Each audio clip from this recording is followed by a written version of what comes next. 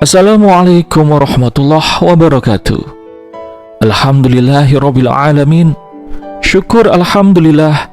Semoga Allah senantiasa melimpahkan rahmat dan kasih sayangnya kepada kita semua, sehingga kita selalu berada pada petunjuknya untuk meraih kebahagiaan dunia dan akhirat.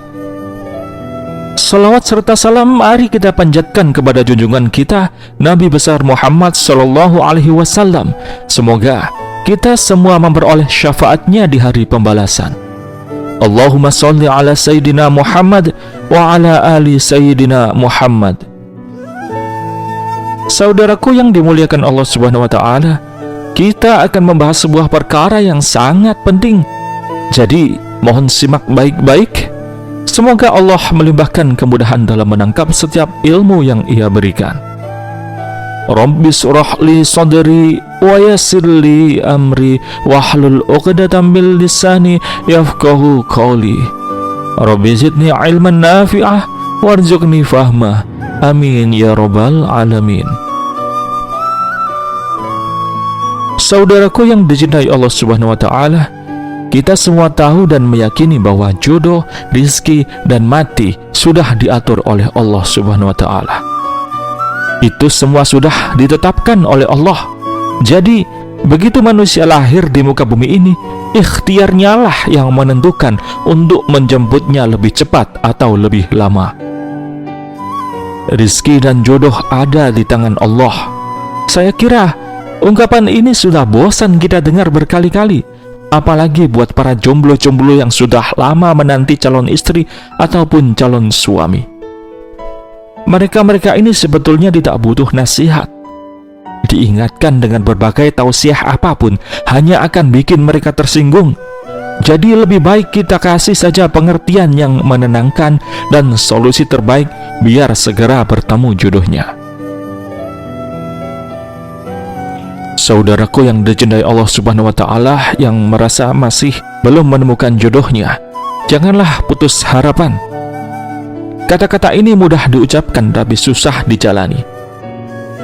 Satu fakta yang harus Anda dengar adalah semua manusia terlahir sama-sama tanpa busana. Tak ada yang lebih kaya dan tak ada yang lebih miskin, karena mereka lahir tak pernah bawa uang ataupun emas. Hanya saja pertanyaannya, mengapa begitu dewasa nasib kita berbeda? Ada yang sudah terlahir dari orang tua kaya. Itu memang suatu anugerah baginya yang harus ia syukuri. Ada juga yang terlahir dari orang tua miskin. Ini pun juga sebuah anugerah yang harus disyukuri. Seringkali anak orang kaya tidak sepenuhnya berhasil. Sebaliknya, sering kita dengar anak orang miskin justru banyak yang sukses dan jadi orang besar karena mentalnya sudah teruji, karena hidup susah sejak kecil. Dari sini kita tahu bahwa rizki yang disiapkan Allah untuk tiap manusia sama porsinya. Allah Maha Adil. Hanya saja seringkali cara yang kita lakukan untuk menjemputnya yang justru berbeda dan terbatas.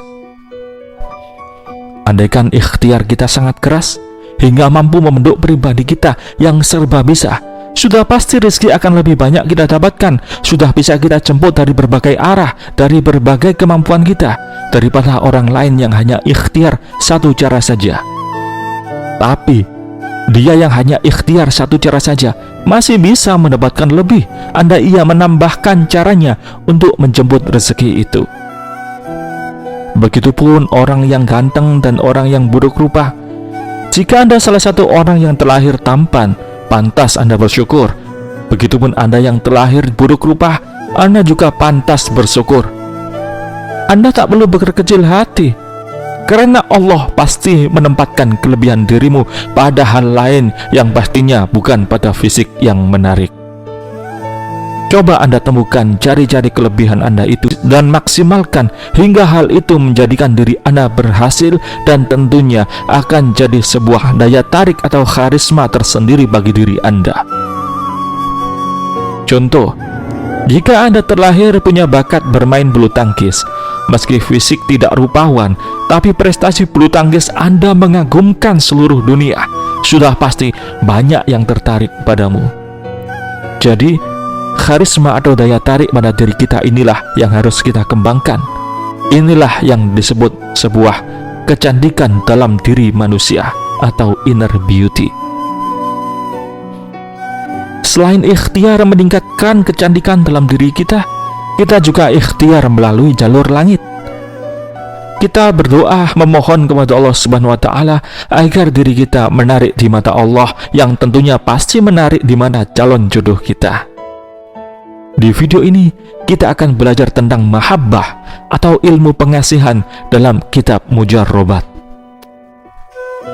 Dalam kitab Mujarrabat, jika saudara ingin sekali terlihat menarik di mata lawan jenis, maka rutinkan membaca surat At-Taubat ayat 128 yang berbunyi sebagai berikut.